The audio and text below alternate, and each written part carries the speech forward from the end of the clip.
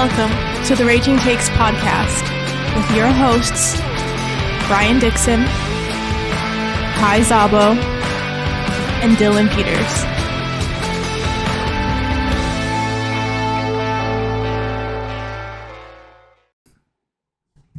What's up, you turkeys?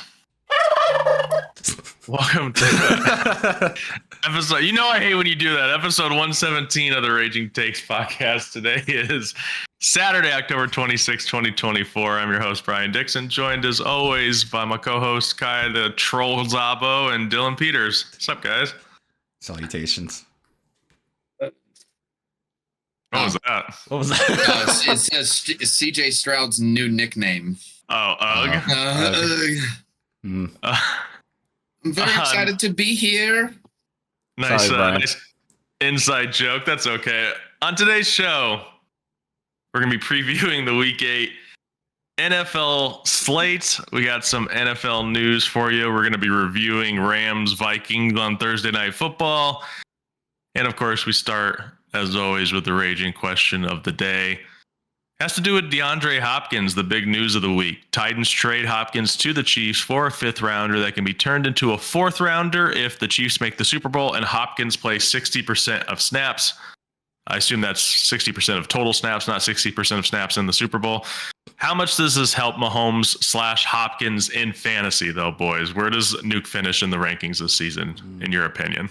I think it helps Mahomes significantly. I mean, this whole season, they've kind of just been looking for that true wide receiver one for him, and, you know, they kind of haven't really found it yet. I mean, it was Rashee Rice, but now, of course, he's out for the rest of the year. So I think Hopkins could be a good replacement, though, and help him out this season. As for where he finishes, I'd say maybe, like, flirts with the top 20, like, just outside of it, maybe, for me. I mean, he hasn't had that bad of a season compared to like what he might have had in the past. I mean, the quarterback play in Tennessee was pretty terrible. I think we can all agree with that. Thing about it is the quarterback play in Kansas City hasn't been great either. So, well, you know, Mahomes has more interceptions than Levis does this year. Yeah, and he has more interceptions than touchdowns this year. Not really used to ever saying or thinking about that. So, although I think it's a good trade for the Chiefs, and I think they got really good value for it because even if he does meet all those requirements, they only have to give up a fourth round pick, you know? Mm-hmm. So to me, we'll just talk about this too. Is there any more disrespected wide receiver when it comes to trades in the history of the NFL so far? This dude's been given away twice for less than like an opened bag of peanuts and like a bottle of Coke with spit in it, you know? Well, is this like a disrespectful trade though? He's like a 32-year-old wide receiver who hasn't like done all that well. That like he's obviously lost a step. He's still solid. Like I think he's going to help the Chiefs, but I think this is a fair trade. I don't know. I was thinking like, for like Amari Cooper or anything like that, or Devontae Adams level. I know, but if you just like the trade from the Texans to the Cardinals was disrespectful. Was that the David Johnson one? Yeah. And it was like, it was basically nothing in return for Hopkins. And it's just, if you look at it on paper, I think he's better than how he's been treated and the situations he's been in. So this could be the best situation we've ever seen him in. I would have liked to have seen him in this situation 5 years ago, but. Yeah, for me, I don't know. I've been going back and forth on this because, like, in theory, you're putting like a semi-washed wide receiver on an offense that hasn't been that good. So, like, how much is this really going to help? But, like, it's still Patrick Mahomes. It's still DeAndre Hopkins. They need some sort of help there. Like, I imagine he's definitely going to help. I don't think Hopkins is going to be as valuable to fantasy as, like, a lot of people are assuming he's going to be, though. Mm-hmm. And I'm ready to eat crow if that's wrong, but like I think he's definitely going to be usable. I don't think he's going to be a league winner, which I think is a lot of people's idea of him going to pick him up like on waiver wires this week. I mean, I don't think he's a league winner. You kind of just have to rely or hope that Patrick Mahomes just takes another step forward with Hopkins in the lineup. But I mean, he's immediately the wide receiver one there now. Would you think? Yes, for sure. But it's like, was Mahomes taking a leap with Rashee Rice in the lineup? And Rashee Rice is a much better player than DeAndre Hopkins. So it's like, I feel like it's not going to be that much different. Or am I off base here? I mean, I think you're right to think that, or to be hesitant about it, but I just think I think it can go both ways, essentially. Like, it could be bad, or Hopkins could be an elite wide receiver one with Mahomes. Yeah, I guess I don't see that happening personally.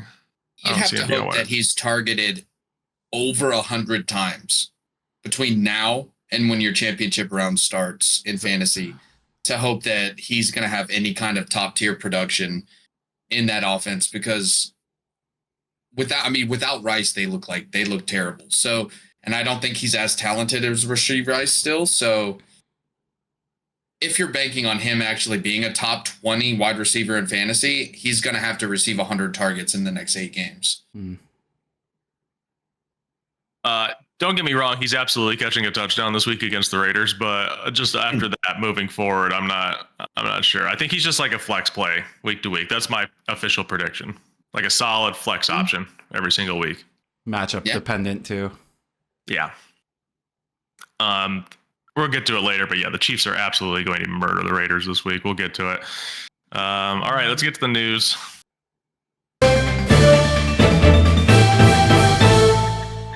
Titans trade Ernest Jones IV to the Seahawks for Jerome Baker and a 4th-round pick. So this is now the second time Ernest Jones has been traded in like the last 2 months, I want to say, right? He got traded like right before week 1, didn't he, to the Titans?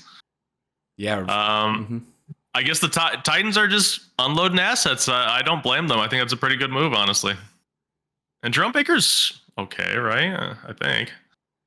Let me look up the stats. Yeah, I think the Seahawks probably wanted him, but the Rams wouldn't give him up to the Seahawks. So they just circumvented the Rams by going through Titans. So going through the Titans. Sorry, I was just brain fart. But like that, I know he's a really great linebacker, and I know the Seahawks are trying to beef up their defense a lot because they have a defensive head coach. So it's a really good move. This just shows me they wanted him from the Rams from the jump, you know? I didn't even put 2 and 2 together. I think that's a good take. I think you're probably right. Yeah, the Seahawks were a little weak at the middle of the field on defense too, so it's a good acquisition. Ernest Jones this season has 44 combined tackles and 2 passes deflected. Jerome Baker, I saw his stats. He's a little bit like a role player. Yeah, in 5 games, he has 37 combined tackles, a sack, 2 passes defended, and a forced fumble, and a fumble recovery. So, honestly, I don't know. Yeah, it kind of seems like very similar stats. On Jerome Baker, almost you could argue has better stats, but I personally like Ernest Jones. I think he's a good linebacker. So I think that's a good move for the Seahawks. I think it's a good move for both, actually, too. Yeah. Robert Saleh was seen at Packers camp this week as Matt LaFleur says he is assisting with the offense. By assisting with the offense, this is what he means, because that doesn't make sense when you hear it like that. He's consulting his defensive mind in a way to improve the offense, basically, is what it sounded like Matt LaFleur said. So he's saying, would this offense work against this defense type of thing? And then Robert Saleh's consulting him. I don't think he's officially hired by the team. He's just working as a consultant to Matt LaFleur for the time being. So the thing is, though, and I saw some people talking about it this week, Colin Cowherd was one of them. There's there's a common denominator here between the two franchises, the Packers and the Jets. It's Aaron Rodgers. So could this be seen maybe as the Packers kind of taking a shot at Aaron Rodgers a little bit? It's like, oh, you guys got this guy fired. We're bringing him into our camp now, and he's going to make the Packers really good. There is a scenario. I saw this being talked about too this week on Twitter. There's a scenario where the Packers win the Super Bowl and Robert Saleh is there, in Green Bay on the championship parade float, and Aaron Rodgers is at home watching it on TV when he only won like 5 games for the Jets this year. So I'm like, that'd be a very, very, very funny scenario that Aaron Rodgers finds himself in. How do people come up with this? That's crazy. I mean, it could happen. No, I know. Packers could win the Super Bowl. Yeah. It's a very heady move by Matt LaFleur to like bring in this guy, another talking head to be kind of like giving advice. I think the Packers have looked fine. It's a weird move, and maybe it is a shot at Aaron Rodgers, a slight shot, Maybe. but also I could see where he's coming from, because having a great defensive mind in the building is not a terrible thing. Yeah. Especially if they don't need help on defense, but it does make a little bit of sense to me. I've seen it happen before. It happened with a couple other teams do this kind of stuff, but I agree with you. I think it makes total sense why they would bring somebody like that in. It can't hurt. And he's not even like an employee with the team, as far as I know, too. So it's like, it's really no skin off the Packers' back either. Like, I don't know if he's getting paid at all. He just, be around the team. He's hanging out with the boys, dude, and Packers. Hanging out with the boys, man. Yeah, dude. Yeah. And I imagine hanging out with the Packers is a lot more fun than hanging out with the Jets. Oh, I by have far. to imagine. Yes. Yeah. It seems like it's a little bit more looser over there. Yeah. Yeah, there's a nice collection of just trophies there. Yeah. You could look at. Where the Jets have a nice collection of trophy. A really old one. And pictures of Mark Sanchez everywhere. Yeah. Stay in New York, I guess, talking about the other New York team, the Giants. John Mara says he is committed to GM Joe Schoen and head coach Brian Daboll and does not anticipate making changes after the season. Is this the right move? I mean, I don't think Daboll's that bad of a coach. I mean, I think we've talked about, I think like you agree with me, Brian, you like Daboll, right? I don't know if I would say I like him, but I don't think he's so bad that he definitely deserves to be fired. I don't think it's crazy to give him another year or two. Yeah, I think I'm right there with you. Because I like, in theory, if I was like a Giants fan, I would like to see Daboll with an actual quarterback. Because Daboll has a really good offensive mind, but I feel like that first year with the Giants, they did well. They went to the playoffs, got smoked by the Eagles in the divisional round. I mean, and then after that, Daniel Jones just kind of fell off a cliff. Like, he had a decent season that year. Like, if you give Daboll a good quarterback, the Giants maybe turn that ship around. So, yeah, I think giving him another couple years, letting him draft a quarterback, not the craziest thing in the world. Yeah, definitely need to give him an O-line, too, with that new quarterback. Yeah. What do you think, Dylan? The Giants, I don't know, dude. I have no idea. The Giants have been messing up consistently. I mean, they, on offense especially, like, their defense has been fine, if you ask me. Paying Daniel Jones was a bad idea. Mm-hmm. Not drafting a quarterback was a bad idea. Not paying Saquon Barkley was a bad idea. Going into this season with undrafted free agents starting on your offensive line is a bad idea. And this might be just them commit. It's like they're committing to a bit, the Giants. What do you mean? It's like, we're not going to change a thing. Well, they didn't say that. They just said no GM and no head coach changes, so they could easily make a quarterback change. I mean, obviously, you're going to have a really expensive backup, but I mean, I think we all expect them to make a quarterback change at some point, whether it's signing a free agent in the offseason or drafting somebody. As far as I know, there's no real crazy free agent quarterbacks. I might be wrong. So I assume they'll probably draft somebody, and I assume they'll probably have a decent draft pick this year. So I don't know. Give Daboll a nice young quarterback and see what happens. The Giants are 2-5 this year. Perfect. Yeah. Perfect. Yes. Yeah, I think they're easily a lock for the top 10 at this point. Win 5 games this year. Pick number 4 or 5. Pick a quarterback. Pick Quinn Ewers. Pick anybody that's coming out of college. Sell Daniel Jones off to somebody, But what I'm saying is, he's going to be on the Raiders. If you don't draft a quarterback, what are you doing? I think what they should do is fire their GM, fire Brian Daboll, sell their entire team off completely, except for Malik Neighbors, Brian Burns, those kind of guys.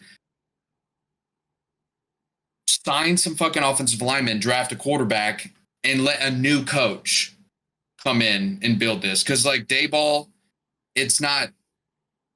I don't know what's going on, man. I don't think he's a good coach, in my opinion. And I don't think they have a good GM either. They made a litany of bad decisions. You can call them mistakes if you want, but... They did hit on Malik Neighbors, though. So you say you want them to restart, but you also said that they should have re-signed Saquon Barkley. That feels like counterintuitive to the rebrand, to the not rebrand. That's not what they're trying to do. They're not trying to rebuild. They traded for Brian Burns. They did, you know what I mean? Like they think their team is good enough to compete. Obviously, they made no moves to get a quarterback in the offseason. In fact, they paid Daniel Jones. They thought that they were ready to win, and they're not. Like it's just consistently making the wrong choices. So me seeing them say they're going to commit to these same guys is like you're committing to not changing anything. You're okay with how it's going. If the season were to end today, the Giants would have the 9th overall pick. Oof. And that's not getting you the guy you want, I don't think. But they're 2-5. I mean, they're tied with a bunch of teams. Yeah. So like the waters are very muddied right here at the top of the order. So they could easily move up here in the coming weeks. Which they should, you know. All right, let's move up to Thursday night football. Rams 30, Vikings 20. This was actually a fucking great game. Oh yeah. Honestly, we've had some decent Thursday night football this season.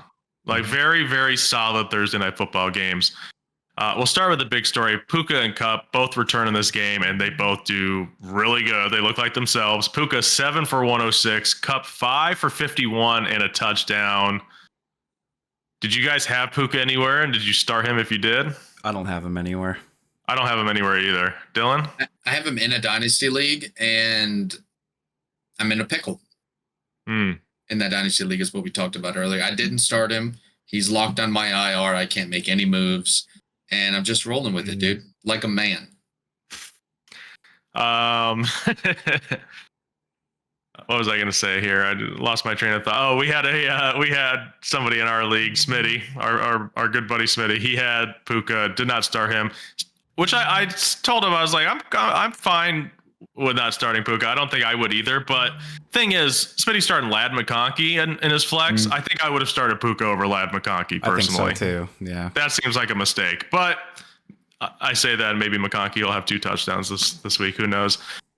Kupp looks great too. So there was like trade rumors about Cooper Kupp coming into this game, and now it sounds like Sean McVay is kind of like, no, we're not trading him. I think that's the right move, right? I kind of want the Rams to run this back again. Yeah, I think they're back. They're 3-4, dude. I mean, when they're fully intact, the offense, I mean, it's a good product. You know, it can work out. They can win games. So yeah, I think it is a right decision to keep Cooper Kupp. Dude, they're only 1 game back of their division right now. The Seahawks are leading that division, and the Rams are tied with the Cardinals and Niners right now for second place. So, like, that division's so wide open. Run that shit back. Do not trade Cooper Kupp. The Rams could make the playoffs.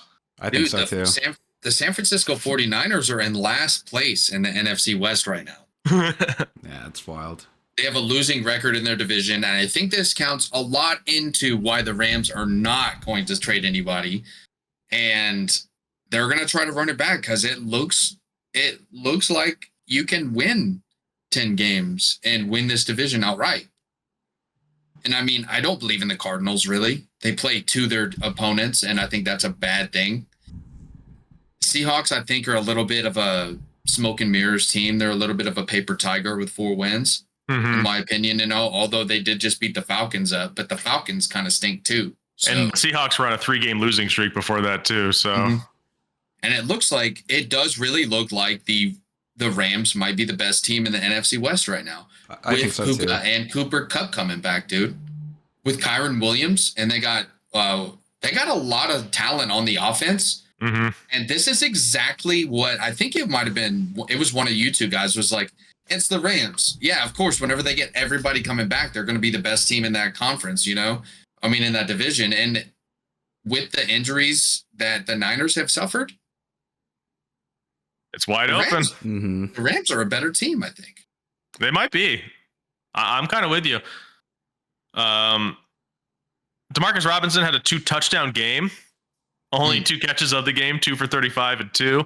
I think that's so funny that the whole time those 2 were out, Demarcus Robinson didn't do jack shit, but then they come back and he's good again. It's like he can only be the wide receiver 3 in the offense. Is he like interesting at all? moving forward, because he does perform when they're both in the lineup for whatever reason. He's a fantastic wide receiver 3 for them, but when they're gone, he just isn't all that consistent. I would say, like, if he has a great matchup, I would probably start him in the flex. Yeah, I think he's like worthy of consideration at the very least. This is like the embarrassment of riches type success that some of these receivers have, is that there's so much energy and time focused on Puka and Cooper, wherever they are on the field, that it lines up a guy like Robinson to have single coverage. And we saw that in that touchdown that he had. It was like an underthrown ball, and he came back to catch it. It's like that was single coverage, you know? And if you're a talented receiver, you're winning those, you know? Yeah. Although I'm not really interested in that in fantasy. 2 catches, it means he's touchdown dependent, okay? Like, you're going to have 25 balls going the other way, and Demarcus Robinson gets 3 targets. I'm not wanting to depend on touchdowns. I feel like that wasn't necessarily the case last year. Oh no, I guess he did have quite a few touchdowns in the second half of the season last year. Mm-hmm. So yeah, you might be right there. Kyren Williams is inevitable. I mean, he is just like the most surefire touchdown play every single week. Like, he's getting a touchdown no matter what. Like, he might do bad yards per carry wise, but he is getting at least 1 fucking touchdown every single week. And that's so sick to have on your fantasy team. It's like 23 for 97 on the ground and 5 for 19 and a touchdown through the air. Go ahead, Kai. No, I was just going to say it's funny too. Like, for sports betting, it's like so guaranteed for him to get an anytime touchdown that his odds are like almost at like negative 300 now. Yeah, I mean, makes sense, dude. As soon as they're within the 15-yard line, it's Kyren zone time. It is not the red zone anymore. It's the Kyren zone. If you take out his statistics and his touchdowns and everything and just go by his opportunities, his touches, 23 carries and 5 catches, I would take no matter who the running back is in the NFL at all. I'm taking those opportunities over whatever production that I'll see on paper. So, and you add in the touchdown upside, it's like, yeah, Kyren Williams, out of all the stuff in the preseason when it comes to fantasy football, we're talking about Kyren Williams being disrespected the most. There's the argument that he should have went 101, 102, 103. When you, in retrospect, when you look back, we're talking about Kyren Williams should have been in consideration for a top pick. Yeah. And then after the punt return news came out at the beginning of the season too, he dropped. Like, he was going in the late first, and then that kind of dropped him to like mid-second-ish. So it's like, man, that punt return stuff kind of like it did a lot of damage to fantasy leagues. It changed like the future outcomes of a lot of fantasy leagues when that happened. What it was Sean McVay probably has a fantasy league and he picked like 12th. And he's like, how can I get Kyren at 12? I know. I did think it was pretty funny that Kyren ended up catching like the onside kick that was it wasn't the onside. It was like it was the punt after the safety happened. But they were trying to get the ball back, so they just kicked it straight up in the air and tried to, and Kyren fair caught it like a punt return. I thought that was kind of funny. So there was rumors going around this week heading into this game that the Vikings and Rams were discussing a Sam Darnold for Matt Stafford swap. So weird. I see where it would make sense for both teams, but at the same time, it's like, Darnold is doing so well with the Vikings. So it's like, why would you necessarily change that? Even though I think all three of us think Stafford is the better player. And on the other side, yeah, if the Rams get Darnold as a younger guy, Sean McVay's a good coach too. So in theory, if they both come from the same coaching tree too. So you think if Kevin O'Connell can have success with him, that Sean McVay could also have success with him. And then the Rams can have a younger quarterback, kind of do like a little bit of a retool. It makes sense on paper, but at the same time, I don't think I'd be doing it. I was thinking not doing it even before this happened, but now that the Rams won, definitely not trading Stafford for Darnold, right? Yeah, well, I was going to ask, when were they thinking about doing this trade? Like, what's the timing? Are they talking about mid-season or like after the season?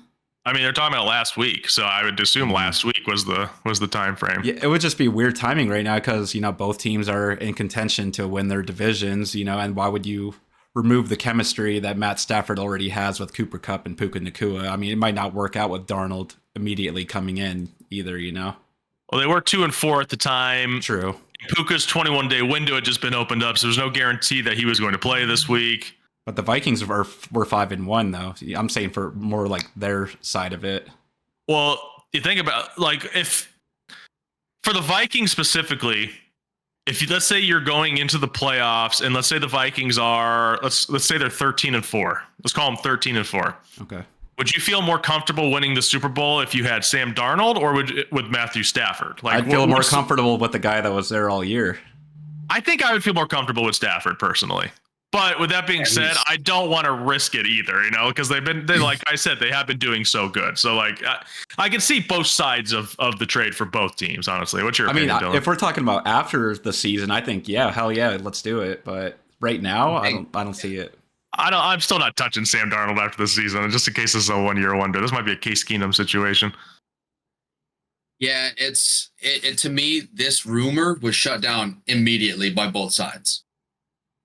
Just straight up, they were like, this makes no sense. Why would we do this? For the Rams, they have a Super Bowl winning quarterback on the squad already. It makes no sense to bring in a guy who's never even, I might be wrong, but Sam Darnold's never played a snap postseason.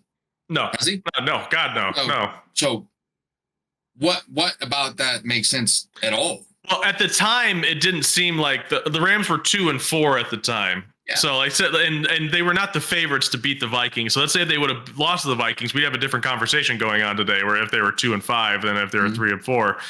So that's kind of it wasn't trade for Darnold so the Rams can make a Super Bowl run. It was trade for Darnold so maybe the Rams can retool, kind of similar to what the Lions did when they traded Stafford for Goff, type of stuff.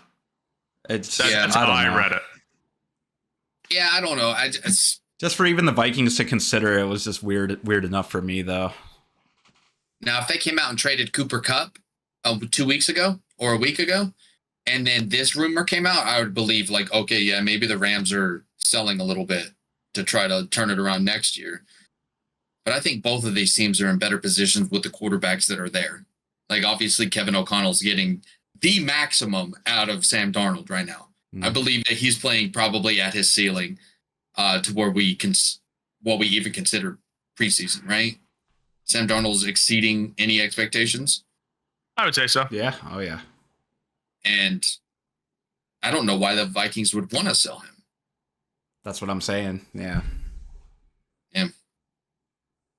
To have a Super Bowl winning quarterback is why they would want to sell him. But we'll move on here. Speaking of Sam Darnold, so the safety that happened at the end of the game was kind of the big play of the game. Darnold had a face mask, didn't get called. I don't know. What is your guys' take about that? The ref crew, the ref was right fucking there and he missed it. Like, this is crazy. And I could be wrong, so I don't want to trash this ref crew. I don't know the head referee's name. I vaguely remember this referee crew getting in trouble either earlier this season or last season for a fucked up call too. And then being punished for it. So I feel like this ref crew might just be really shitty, with all due respect. It was so blatant. It was right in front of this guy's fucking face and he missed it. Sam Darnold's fucking head got cranked back. Would they have, moved down the field 100 yards to score? I don't know. They would have had to get a 2-point conversion too. So it's all probably just whatever talk semantics, but I don't know. Do you guys have any hot takes about the bad refereeing? Even just the whole fourth quarter was kind of interesting. The Vikings were getting a lot of penalties called on them when the Rams were driving down the field on that last touchdown that they got. Yeah, it was just there was just it just felt fishy, and then just not even calling the safety. I know the chances of the Vikings coming back and winning the game are pretty low, but it's just give them the 15-yard penalty, give them one more free shot at the end zone. So if you look at the camera, I'll describe to you. This is the eyesight that he had on that face mask penalty. And as a matter of fact, whenever Sam Darnold's head got turned around, I believe he made eye contact with the ref. He's like, my head is looking at you, and this guy's got his fingers pulling my face mask back. It's the most blatant call. He should be suspended. The ref. Yeah. I found the number here too, by the way. So yeah, in the fourth quarter, Vikings got called with 3 third down penalties on defense when the Rams are driving down the field for that last touchdown they had. It's just the Rams have been part of some of the most blatant missed calls in the NFL. True. For the last like so many years, dude, it's just been one after the other after the other. That's criminal. I know that the Vikings were down. I know that they would have had to go the entire field, but instead you missed a call that ended up getting the Rams 2 points. I mean, yeah, and the Rams, they were a part of like probably the worst missed call of all time by a mile. The Saints one, in the NFC Championship game. I mean, that was just literally the worst call I've ever fucking seen in a football game. Probably just in sports, period, honestly. Yeah. Who was the player again that was part of that? I don't remember. I can picture the play in my mind, but I can't think of the two players that were involved. Justin Jefferson made another amazing catch, that one-handed over the shoulder. That was fucking sick.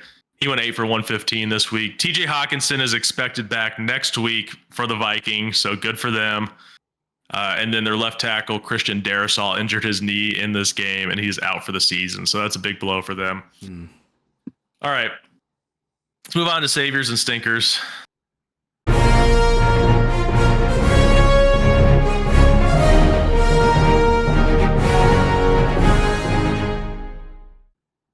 First up, savior for me, Bo Nix.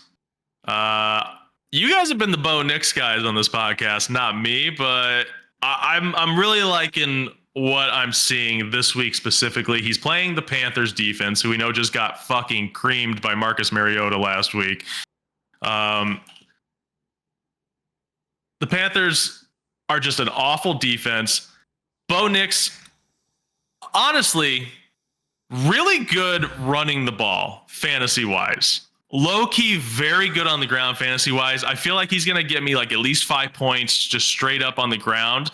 And then whatever else he does through the passing game against the Panthers is just an added bonus to that, obviously. Like last week, he had 75 rushing yards. The week before, he had 61 rushing yards. He had 10 rushing attempts last week. He didn't score any touchdowns last week, but it was against the Saints. It was that weird Thursday night football game. I think Bo Nix pops off against the Panthers. It's not hard to do, and he's my start of the week for the quarterback position. I think I might be playing him over Jaden Daniels, even if Daniels plays against the Bears. So that's how much I'm bullish on Bo Nix this week. So for my first savior, so piggybacking off of Bo Nix, I have Troy Franklin. So his usage has been increasing in the offense. You know, he played in college with Bo Nix. I think that connection is going to really start to improve as we get later into the season. And I think Troy Franklin is in line for a great game against a very bad defense. I love that one. I actually was considering Troy Franklin myself. Yeah.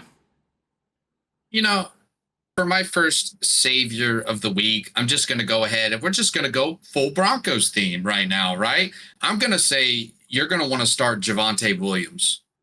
His usage has gone up as well. It looks like the more successful that the Broncos offense is that weeks go by, people are getting more involved. And if I'm being honest, they're being kind of stubborn and bullish on giving Javonte Williams work. Like, even if he's not efficient, even if he's not having a great game, they're still giving him the ball. And this Panthers defense is they're one of the worst teams I've ever seen. So, like we've said in the past, start up anybody who's playing the Panthers. And I think that we all kind of are taking our own advice this week, right? Javonte Williams, book it. My second savior, Cortland Sutton. I'm just kidding. My second savior is Jalen Waddle. Of course, Tua's coming back this week. So obviously you're playing like Tyreek Hill. You're obviously playing Devon Achane. I think you should obviously play Jalen Waddle again. I think all these Dolphins are must starts again. I mean, there's a chance that Tua is just not as good as before. Like this concussion may affect him. Who knows? I wouldn't say Tua was like overly good in the game and a half that we saw him in before he got injured too. But I'm just going with what history tells me. I'm going with what Tyreek Hill tells me too. He told me to fire all the Dolphins up this week. I don't know if you guys saw that. I did. Press conference. So I'm gonna listen to Tyreek Hill. I'm playing Jalen Waddle, probably the less obvious of the big three Dolphins playmakers. So I think start all your Dolphins this week. Man, so I promised this wasn't planned, Brian, because I didn't share my picks with you guys yet, but I have Raheem Mostert as my second savior. So I'm kind of just so obviously you're going to start Devon Achane, but I'm kind of just expecting a big renaissance game for the Dolphins ground game. I'm kind of expecting Achane and Mostert to pop off this week against the weak Cardinals ground defense. Dylan, who's your Dolphin? Jalen Wright. That would be a good one. Jonnu Smith. I would say Jonnu Smith is a good one, but I think he'll get less work since Tyreek Hill will get the targets he needs. Yeah. Right? That's been ridiculous. My second savior of the week is Kirko Chains. You know what I mean? I think it's in they're playing the Buccaneers in Tampa. But from what I saw last week, Lamar Jackson was just absolutely shredded that defense completely, like from top to bottom. I know it's Lamar Jackson, but that pass defense looked like an absolute liability last week. And I'm willing to just go ahead and say the Falcons got a lot of talent on that offense, and I think Kirk Cousins has another amazing game. And if you're looking for a little streaming quarterback, you're struggling, you can get Kirk Cousins in the starting lineup. He might not drop 40, but he's going to throw multiple touchdowns in this game. You can bank on that. My third savior, David Njoku. Doubling down. Second week in a row for David Njoku. They're going up against the Ravens. We know the Ravens have a bad pass defense. We talked about it last week. Jameis Winston is starting, and they don't really have a lot of talent now that Amari Cooper is gone. Like Judy's there. Cedric Tillman got a lot of targets last week. I think David Njoku is going to be the number one playmaker for the Browns moving forward. And as long as Jameis is in, that means the passing attempts down the field are going to happen. I think he's going to get red zone looks. The Ravens are bad against the pass. I think Jameis is going to let it fucking fly. Give me David Njoku. All right. Let me just throw another one out there. I'm sorry. This is like a half savior because it's a defense. Okay. I just want to throw it out there. If the Broncos defense is available to you, they might be the defensive play of the season this week against Bryce Young with no Deontay Johnson, no Adam Thielen. The Broncos, I think they're like a top 5 blitzing defense this year. I think they're going to put so much pressure on Bryce Young. I think Bryce Young is just going to get destroyed back there with no real targets. So I think the Broncos defense is like the defense and special teams play of the year, honestly. Yeah. This could be the worst game of Bryce Young's career. Yeah. Okay, so for my last savior of the week, I am going with Xavier Worthy against the Las Vegas Raiders. So as we all know, Patrick Mahomes just feasts in the Legion Stadium. They do some crazy things on offense. They use some fun things on offense against the Raiders, and I kind of think Xavier Worthy could have a fine game out of it. Yeah, the Patrick Mahomes has never lost in a Legion Stadium. That is including the Super Bowl that they won. Never lost in Las Vegas. And also, if you think back to training camp, the Kermit the Frog thing, if you remember that, they were shitting on Mahomes in training camp. Mahomes is going to make them pay this week. I think we're getting at least 20 fantasy points from Patrick Mahomes this week for the first time in a while. So yeah, I think that's a good call, Xavier Worthy. It is a good call. My last savior of the week is Keenan Allen. I think that over the last couple of weeks that the Bears have played, he's shown a lot of chemistry, especially in the red zone with Caleb Williams. Like Caleb Williams is going to Keenan Allen in the red zone. And I think that's just a recipe for success because I think at this point in his career, he's not a field stretcher by any means, but he knows how to gain that leverage in the end zone against some of these defensive backs. And I do trust Keenan Allen to score a touchdown this week and actually be a huge red zone threat going forward rest of the season for the Bears. I love that. My first stinker, this one pains me to say, Brian Thomas Jr. I think I had him on a stinker a couple of weeks ago too, if I remember correctly. Maybe not. I don't know. Brian Thomas Jr. going against the Packers. They just have such a good pass defense in Green Bay. I think he's going to get the Jair Alexander treatment. Jair just shut down Stephon Diggs last week. The Packers also don't allow a lot of yards on the deep pass, which is kind of where Brian Thomas Jr. does a lot of his damage. And I still think I'm starting him in a couple of leagues, honestly, but I don't feel good about it at all. So if you have like other options, I think it's a decent week to sit Brian Thomas Jr. But with that being said, he has I mean, he's been fantastic, so it's hard to sit him. But I feel a down game coming for him this week. So for my first stinker of the week, this is another guy that I feel like is been kind of hard to sit all year because he's been a pretty good flex play. But Brian Robinson Jr. against the Bears. As we all know, the Bears are one of the top defenses in the NFL. I think whether Mariota or Jaden Daniels plays, I think it's going to be a pretty negative game script eventually. I just don't think they're going to be able to score on the Bears. They're pretty tough against the run too. So I just don't think Brian Robinson's going to have a good game this week. I think this is a week to feel fine about sitting him. Dylan, who's your Brian Jr.? Funny enough, I do actually have a Commander as my first stinker, and I think that's a theme for this week. It's going to be Terry McLaurin. I just think that with the state of the Bears and the fact that Jalen Johnson has shown that he's one of the better corners in the league, if he draws coverage from Jalen Johnson, it's going to be a battle because I know both of those guys are really talented. But if I'm taking the guy that doesn't quit, it's Jalen Johnson. And it could just be a down week. I'd be looking other directions. And Mariota might be throwing him the ball too, so yeah, I think that's a good call. It's the pass rush, it's the coverage, it's the athletic linebackers. It's going to be hard to drum up any pass game versus the Bears for the backup. I think we can all agree that if Mariota plays this week, he's going to fall down to earth pretty hard. I think so, for sure. Yeah. This ain't Carolina. No, it sure ain't. This ain't your dad's Carolina. Number 2 stinker for me, Chris Olave.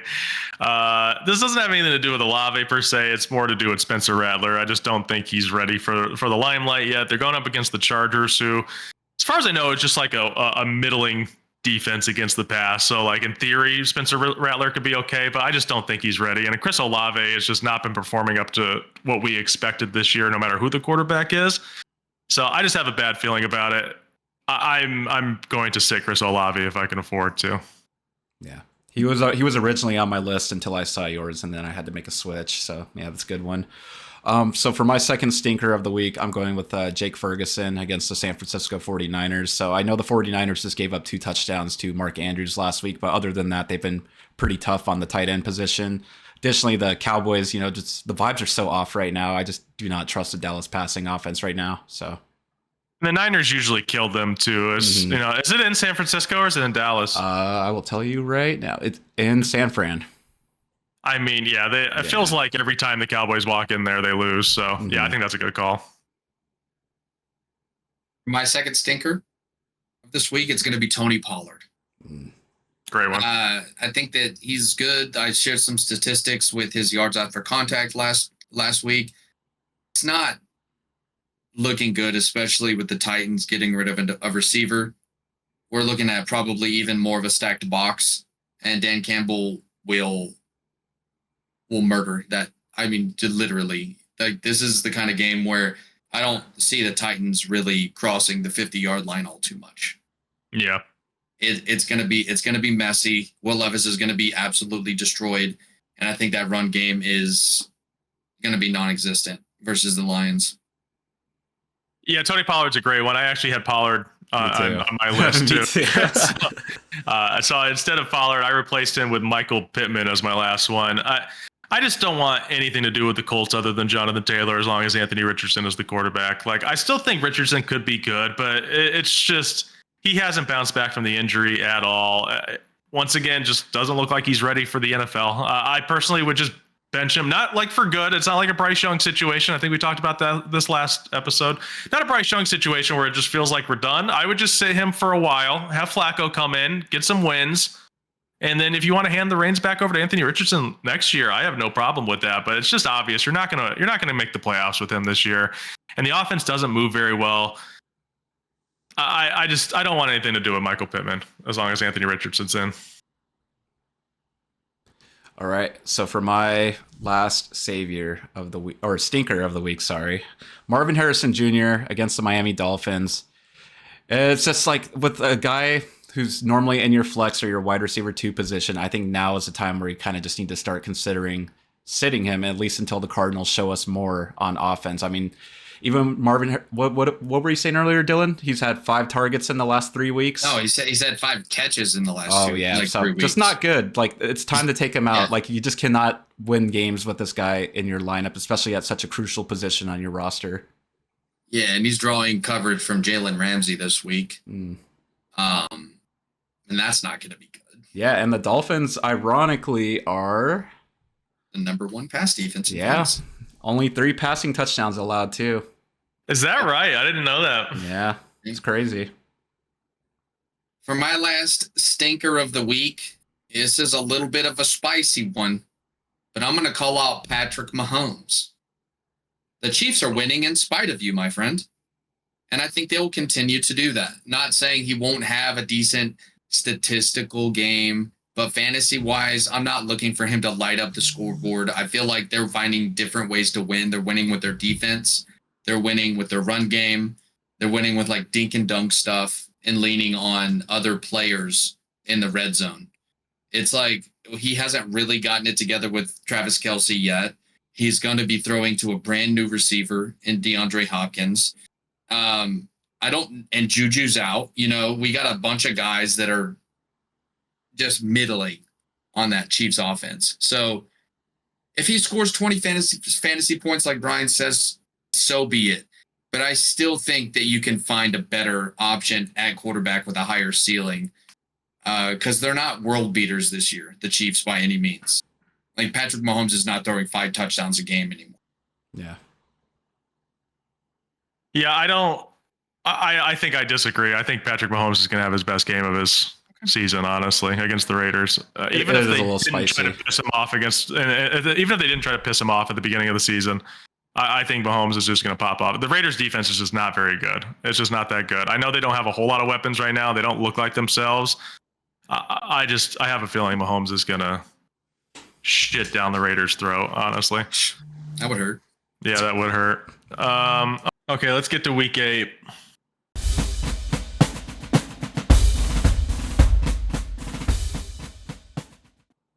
Packers 5-2 at Jaguars 2-5.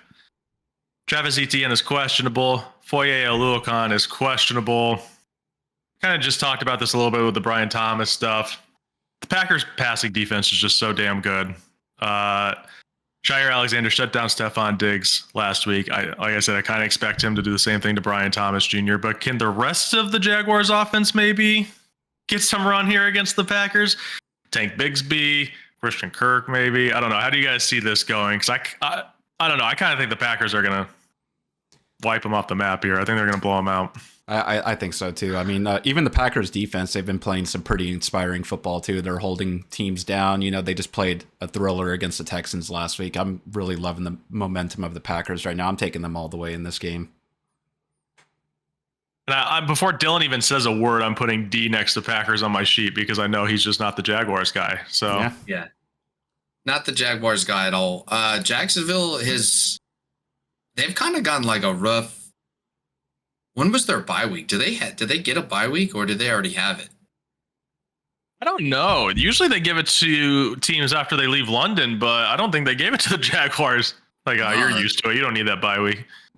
Yeah, I think they got an early bye and then a three game or 3 week stretch in London, and I know they're coming off a win, but man, it's just not. It's not the team you want to face coming back home. You know, you're gonna get just absolutely mollywopped. Yeah. You have no defensive backfield at all, and you got one of the hottest quarterbacks throwing to 3 of the best receiver trio in the NFL, in my opinion. If I were to choose 3, so yeah, give me the Packers to win by a blowout, like 14 points plus. Yeah, that jet lag is no joke either. They have a week 12 bye. Oh, okay. Yeah, that 8-hour time zone difference is no joke when you get back. Yeah, when you get back, and they're so used to it. You'd think they would have given them a bye after coming back from that, but it's just not happening. How are you guys? Love the ball. How are you guys dealing with the Packers wide receivers this week? Who are you starting and who are you not? Obviously, Reed's a start, but what about the other 3? Are you playing any of them? I mean, I think they're all worth a shot. All 4 of them? I mean, of course, that's just like what you're going to do with the Packers wide receiver room. You just got to pick and choose which guy hopefully pops off. I think Christian Watson's the one that I think maybe I would try to find somebody else. Just low. I mean, very high ceiling. Don't get me wrong, but such a low floor though too that I'm not sure it's really worth it. I think Wicks is a fine play, but obviously you never know. He has his stinkers too. Dobbs is number 2 for me. It would be Reed number 1, Dobbs number 2 for sure. Then there's a bit of a gap, and then it's Wicks, and then there's a bit of a gap, and then it's Watson for me. Mm-hmm. I think Jaden Reed is a must start. I think Romeo Dobbs is a must start. I think Tucker Kraft is a must start. And Dontavian Wicks is a flex consideration start, especially this week. That team's going to be tired. That team already stinks. And although it might not be like longevity-wise, you might not get the Packers playing full strength all 4 quarters because it won't be as competitive. But I'm going to want that 3 quarters of production from these guys. Like, if you have one of them, start them. Then what about Evan Ingram? We started Evan Ingram? Yeah. Okay. I would start him. Yeah, I think he's the only startable pass catcher in Jacksonville during this week. I think so too. I think if I just told you to sit Brian Thomas, but I feel like most people aren't going to have better options. So I think a lot of people are still probably going to play. But for me, for example, I have him in 2 leagues. I think I'm playing him in both leagues just because I don't really have a better option. So I think he's probably still going to be started by most people. Yeah. So we're all on Green Bay this week. Next up, Cardinals 3-4 at Dolphins 2-4. Tua will start. Opted out of wearing a Guardian cap, which is perfectly fine. His decision. Zach Sealer is out for the Dolphins, and so is Cater Kohu. Who the fuck are these people? Sean Murphy. Who the fuck are those people, dude? Sean Murphy Bunting is out for the Cardinals, and so is Roy Lopez. Well, what do we expect out of Tua's first start back? I guess is the big question here against the Cardinals too, who, I mean, 3-4, the Cardinals are still in it, but it's not been an impressive 3-4 if there is an impressive 3-4. So I personally kind of expect the Dolphins to win this game. I think they're going to get a little bit of juice from Tua being back. I think Tua is going to pick up where he left off, even though, like I said, he wasn't like incredible the first game and a half, but he's still Tua. The Dolphins offense just moves so much better when he's in there. So I'm personally expecting the Dolphins to win this game, but what do you guys think? Like, what's the expectation for Tua in his return? I think it should be fine. I mean, we all, 2 of us had Dolphins as our saviors this week, so I think we all kind of expect a big week for the Dolphins offense. I mean, it also helps that Tua is coming back against a middling defense, and they're also at home, so they're all bonuses. I think Tua should have a fine game. Yeah, it should be a really nice welcome back for Tua in Miami. I'd expect the Dolphins to lean really heavy on the run game between all their running backs. I'm talking about they'll probably want to protect Tua so much on his first game back that there might not be a lot of deep drops. There might not be a lot of, him trying to stand in the pocket all too much. It's going to be a lot of quick throws, which I think is really beneficial to the style of offense that they actually play. Maybe Tyreek Hill can catch 5 or 6 passes, which would be more than he's caught since Tua's been gone. I think it just seems that way. So, Tua, if he could just basically be the best version of Trevor Lawrence we've ever seen, he'll be fine in this game. Like the game manager, the 15 for 22, 200 yards and a touchdown is really all I'd expect from Tua. I just expect them to protect him, especially in the coming weeks too. You said the best version of Trevor Lawrence. Yeah. You lot catching strays, dude. Best version of Trevor Lawrence came back 27-0 down in a playoff game, dude. Yeah. Against the Chargers. Everybody's done that. Oh, playoff team. So obviously I think we're all starting all the Dolphins, right? Raheem Mostert for Kai, right? Yeah, Devon Achane is definitely a start with Tua coming back. Definitely a start. Tyreek, obviously. Jalen Waddle. Yeah, I think the band is back together. So I'm hoping and also expecting the high-flying Dolphins again. And I'm excited because I missed the Dolphins a little bit. They were fun. Yeah. I think with that being said, we're all taking the Dolphins then, right? Definitely, I am. Yeah, I am. Yeah, I don't think the Cardinals got it in them to get into a shootout by any means with the Dolphins. So, and I don't trust their defense either. For the Cardinals, I'm just gonna ask for 3 people. Trey McBride, you're starting. He's an every week starter. What are we doing with Kyler, Connor, and Marvin? What are you guys doing with those three guys? I think, man. I think Kyler's very startable against the Dolphins. Yeah, just because... We just talked about their pass defense. I think the running is going to be a thing. And I don't know. I don't think the Cardinals are getting blown out. I think they're going to be able to keep up with the Dolphins a little bit. I just expect the Dolphins to win. You're definitely starting James Conner. I think this is an okay matchup for him, and he's been very involved in the offense. Yeah. Mm-hmm.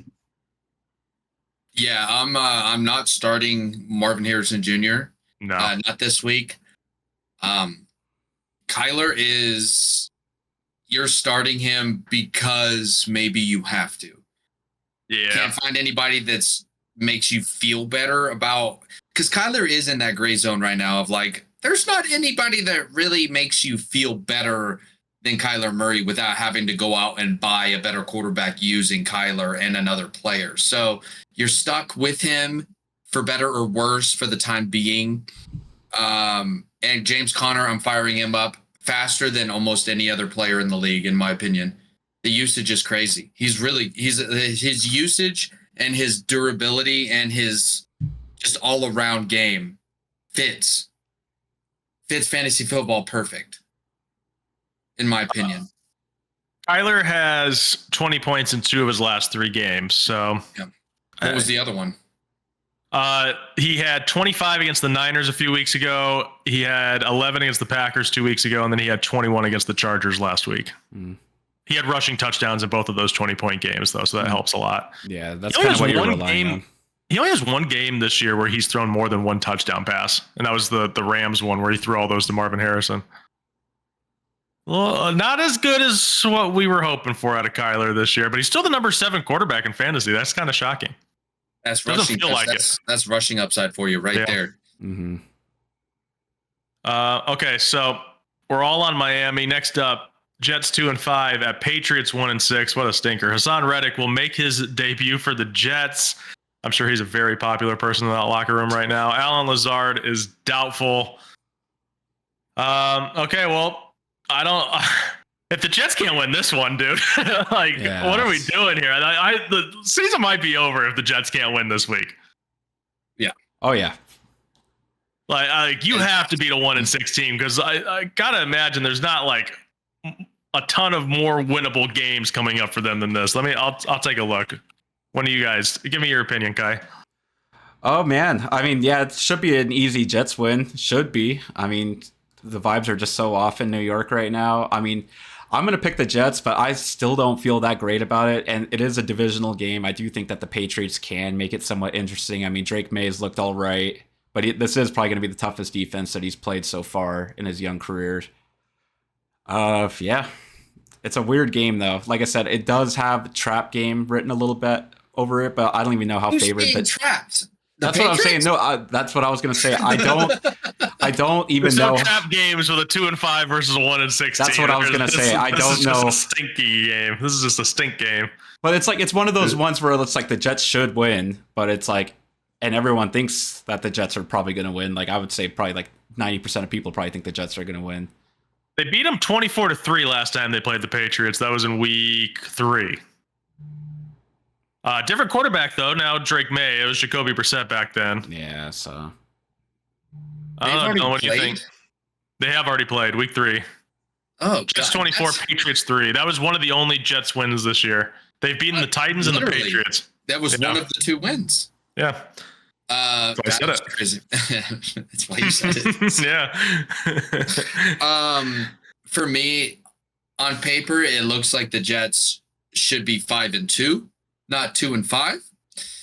On paper, it looks like Breece Hall should have more rushing yards than Ramondre Stevenson, but he doesn't. That needs to change. Dude, Breece Hall, they need to commit to that run game, get it going. That's the whole big deal right now with the Jets offense, is that they kind of move away from the run game a little bit. Like 250 passing attempts by Rodgers this year is too many. It's too many. It hasn't worked. It's gotten you 5 losses. Commit to the run game. Give it to Breece Hall. Give it to Braylon Allen.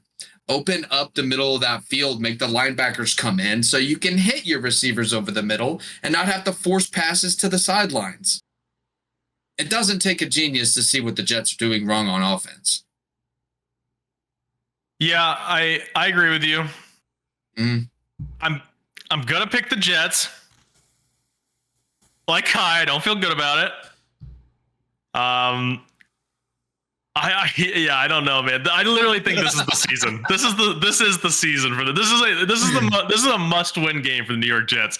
If they lose to the Patriots, I'm going to declare the season is over with. It's over. It's done.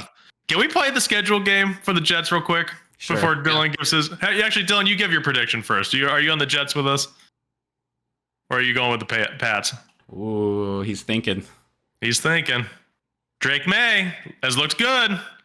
He has, dude. He lost 24-3, though. He's looked intelligent. Aaron Rodgers has thrown multiple interceptions in multiple games this year.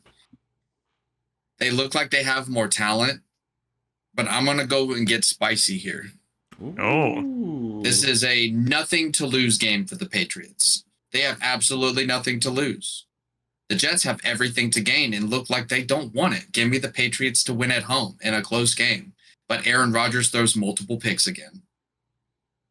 Did you hear that after the loss last week, Davante Adams gave a locker room speech that Aaron Rodgers said was the best speech he's ever heard or whatever like that or something like that? Best locker room speech he's ever heard.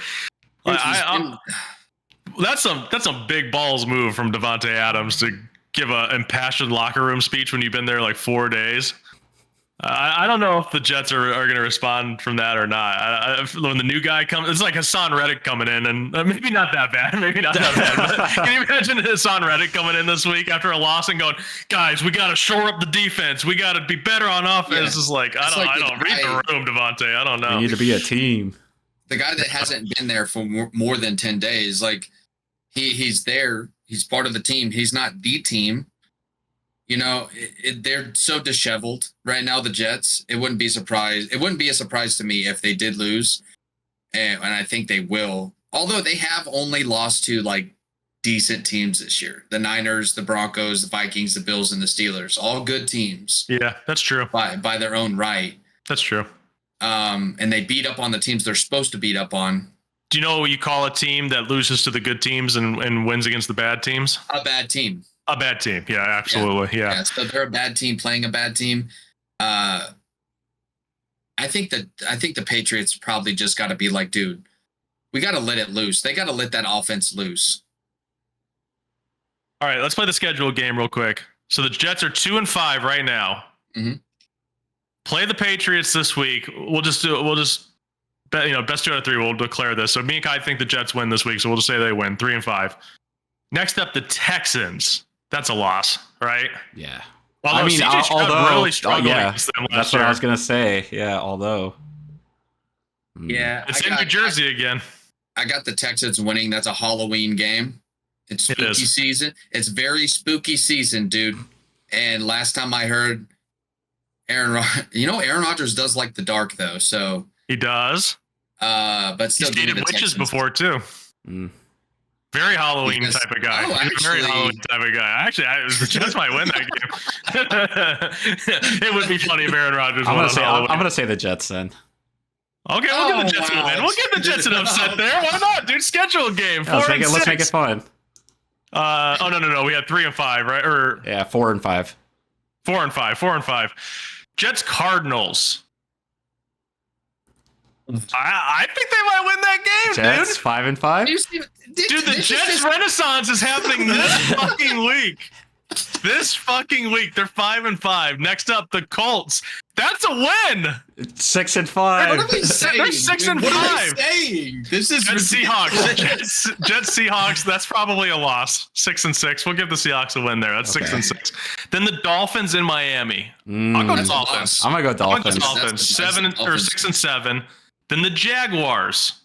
That's a win. 7-7.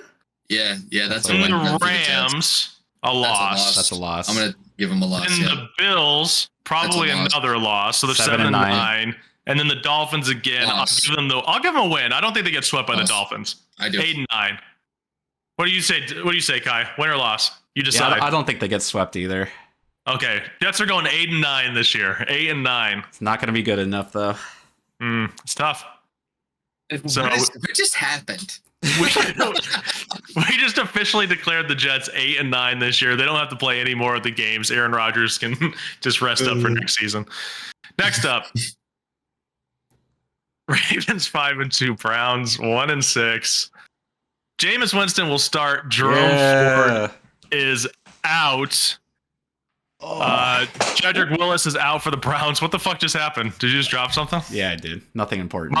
Marlon Humphrey is doubtful, and Nate Wiggins will not travel with the team.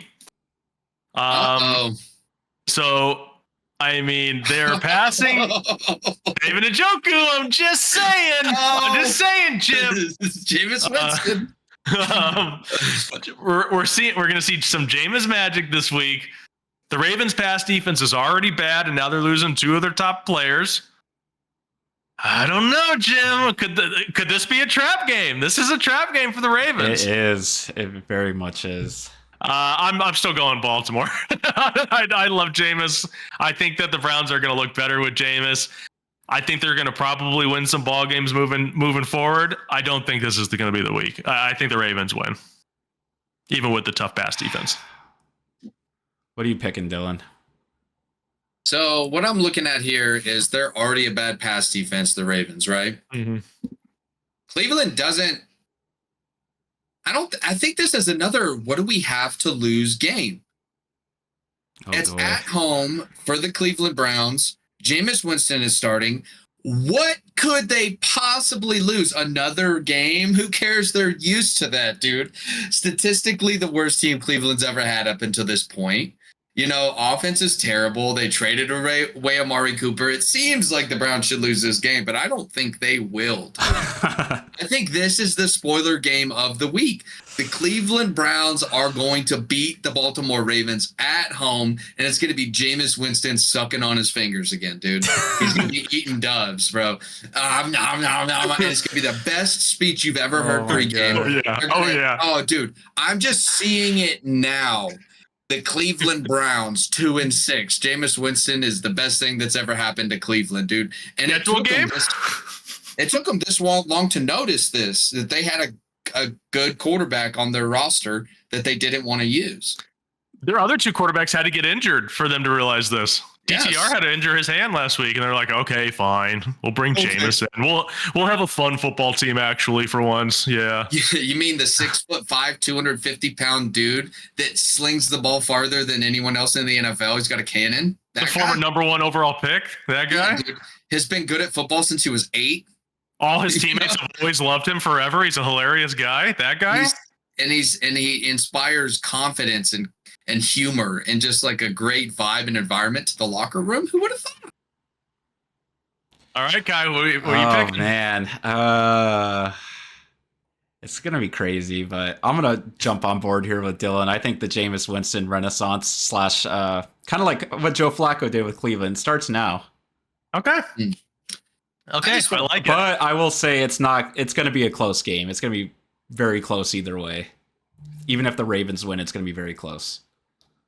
I'm going to predict that the Ravens win by 2 touchdowns. But I think the Browns score some points. I'll say 35-21. 35-21. Okay.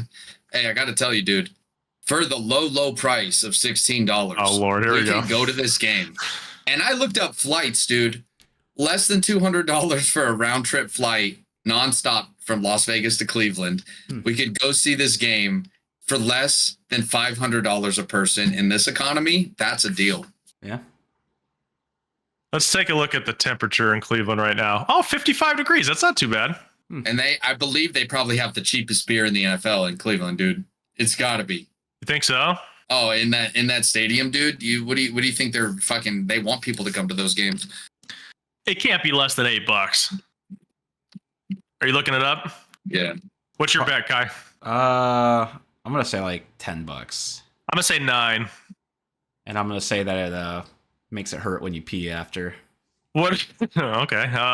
What are the beer prices at Allegiant? Are they like 16, 17, something like that for a tall boy? So 18? Expensive. Why is this so hard to find? Yeah, you might. We'll move on. You keep looking that up. It's very important that you. $7.50 for a beer. Wow. That's pretty good. And the price of a hot dog is $6.75. So we're talking about hot dogs and beers all day, flights, tickets. We could go see. And basically, you could get a hot dog and beer for less than you can get a beer at a Raiders game. Yep. Okay. Eagles at Bengals. Dallas Goedert or Goddard, depending on who you are, is out, and Mekhi Becton is out. I don't know, Kai. Go ahead. You start off first here. Are you feeling good about the Eags? Yeah, the Eags. Do people call them the Eags? I'm going to side with my team here on this one, but I do not feel good about it. I mean, Joe Burrow looks like he's rounding back to form. You know, he's got the connection with Higgins and Chase going. It's going to be a very tough game either way for both teams. So, I mean, the Eagles' defense has been, you know, they've been a little up and down, but when they look good, they look really good. So, just wondering which version we're going to get this week. But yeah, I'm still going to take the Eagles. But like I said, I would not be shocked at all if the Bengals just kick our ass. I think that Cincinnati defense is a little bit outmatched by the pure talent that the Eagles have on offense. I would probably look for like a AJ Brown and a Saquon Barkley to just keep moving and producing. Although I think the Bengals will make this a pretty good game. The Beagles? The Eagles, yeah. The Bengals will make this a pretty good game, but I just see the Eagles having too much firepower on offense. And give me a high-scoring game, but the Eagles win. Sure hope I think it's going to be high scoring as well. I think it's going to be a shootout. I think you said AJ Brown, Saquon have good games. I actually think Devontae Smith has a good game. I'm gonna go the opposite way. I think Devontae has a really good game this game. I think Jalen Hurts gets a couple of rushing touchdowns, but I think the Bengals win. I think it's going to be. I think it is going to be a shootout, though. I think it's going to be close, like wire to wire. I'll say 37-34 Bengals. Okay. Wow. 37-34 Bengals. I'll say McPherson last second game winning kick.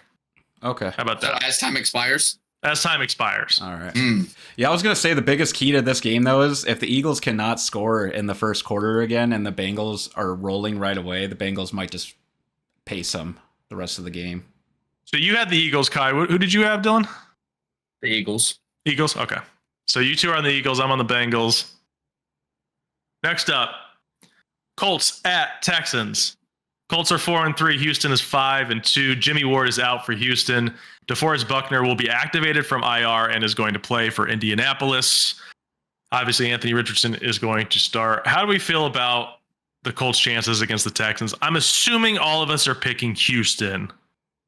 But do the Colts have any chance in hell here? Is this a trap game? Because I kind of don't think it is. I think Houston's just going to completely outclass them.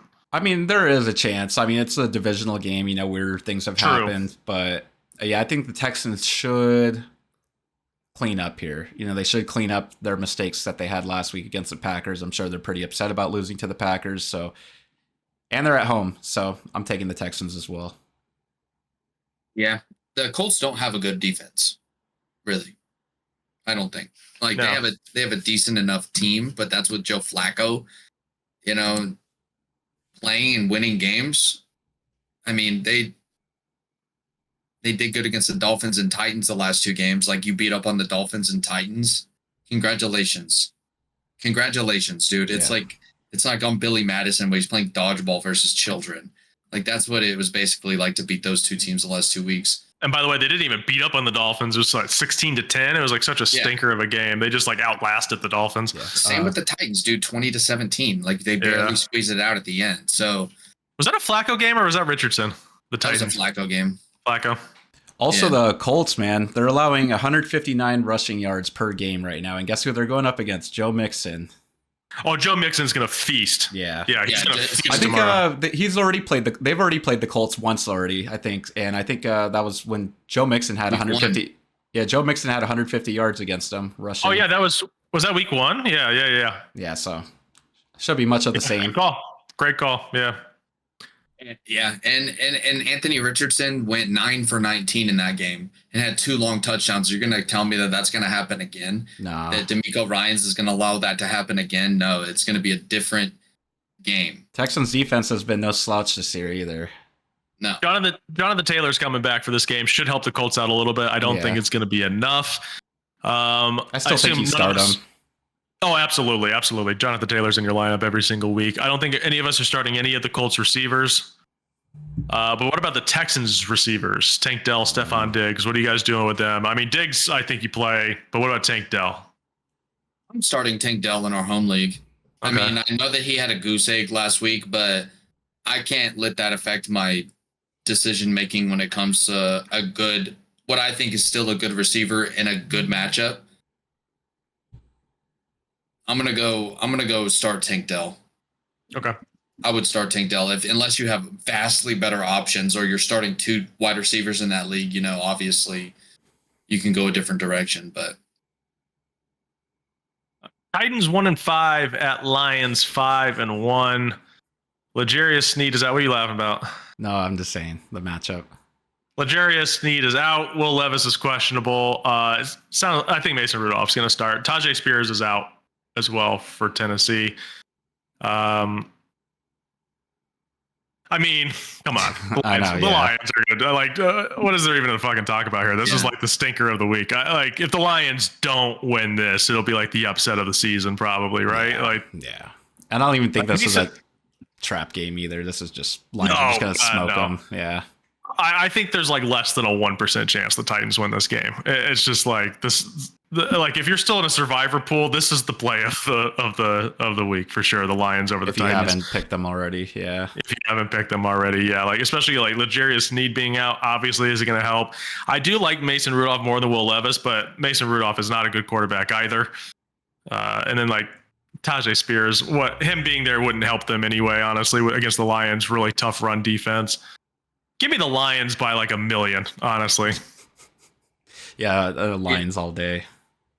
Give me the Lions. And for the Titans to win this game, it would have to be the Lions don't score on offense.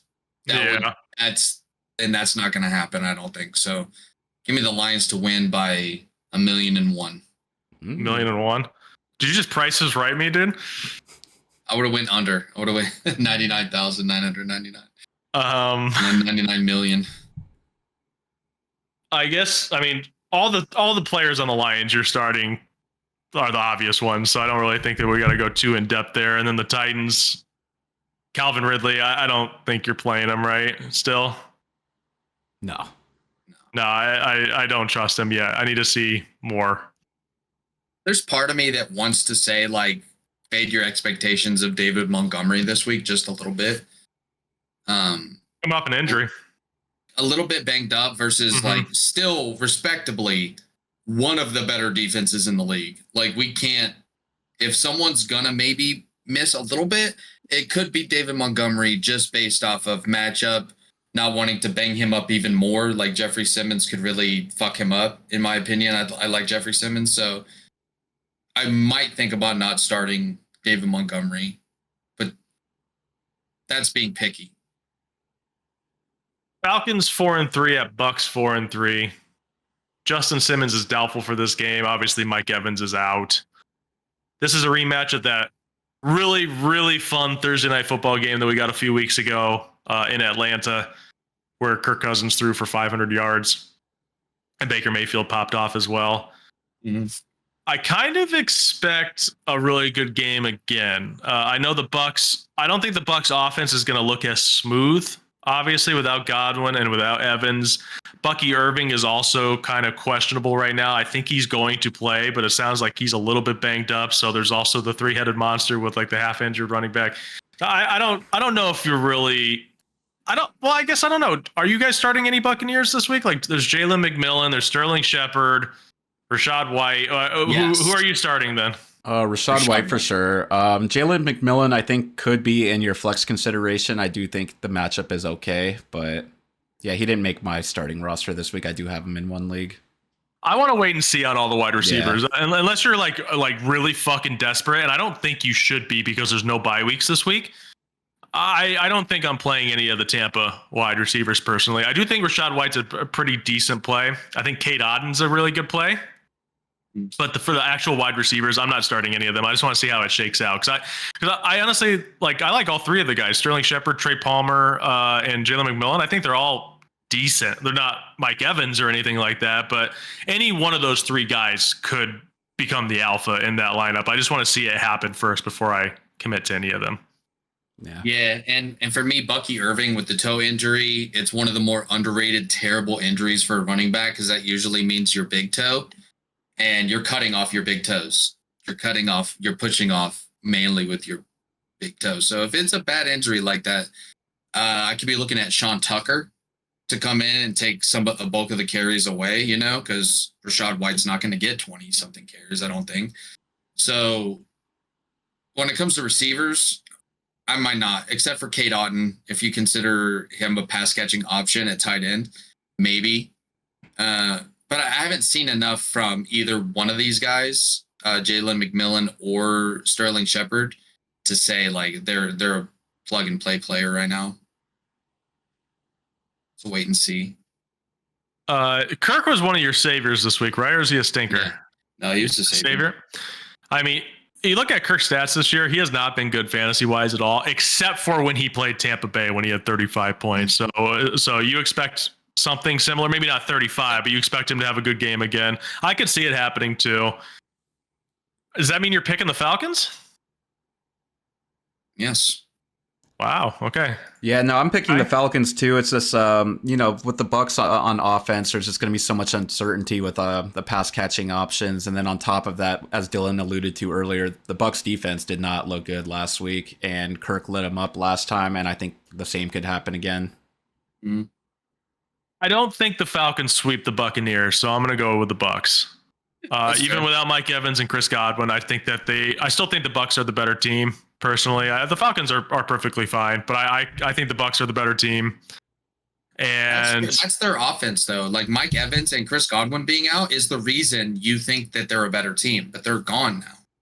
True, that is true. But at the same time, like I think Baker's a better quarterback than Kirk Cousins. It's also in Tampa Bay. I don't. Would it be crazy? Like Kirk only had the one good game against Tampa Bay. Would it be crazy if he had another bad game? It's more likely than not that he's going to have a poor game. I would guess. Like Todd Bowles, he's a defensive-minded coach. You'd think that he would know what Kirk did to hurt them. He'll see the other games where he struggled and probably adapt to it. So I think I don't know. I'm sticking with the Buccaneers. I'm going to go Bucks at home.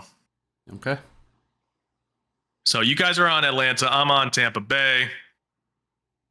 Saints 2-5 at Chargers 3-3. Spencer Rattler is going to start for the Saints.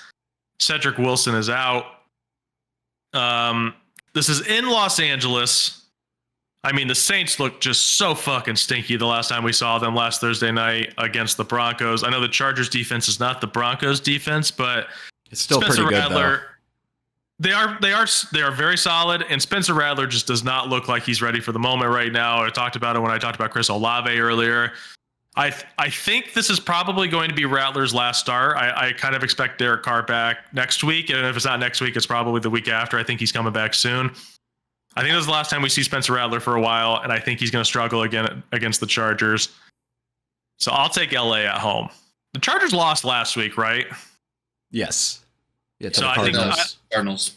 Yeah, that's right. So I think they're going to bounce back here against New Orleans. So give me Los Angeles. I think the Saints lose their 6th straight game. Yeah, no, I mean the Saints are just sliding so hard right now. Dennis Allen is not a very good coach. He will get his ass kicked by a veteran head coach, and that's exactly what Jim Harbaugh is as well. We saw what Sean Payton did to him last week. I think Jim Harbaugh is just going to completely outcoach Dennis Allen here.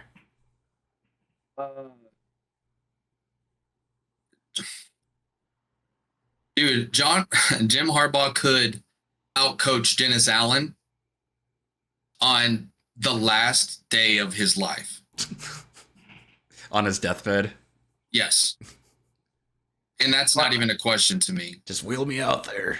Like that, who was that college coach that was like in a hospital bed in the fucking the box upstairs watching the game or coaching the game? Do you remember that? Do you know what I'm talking about? It's like Hugh Freeze or something like that. It was an old coach, yeah. Dude, that guy, the Harbaugh brothers themselves, like, this is exactly what we thought Harbaugh was going to do coming in, coaching this team, was play smash mouth football with good defense and keeping his quarterback upright and safe and clean to throw passes when he needs him. And it's just the Chargers being 3-3 is a success for them this year. Would you not agree with me? through 6 games. Yeah. I'd say so. Give me the Chargers to just stomp the Saints. Okay, so we're all on the Chargers, correct? Yeah. Spencer Rattler, RIP, dude. It's going to be tough for you out there. Yeah.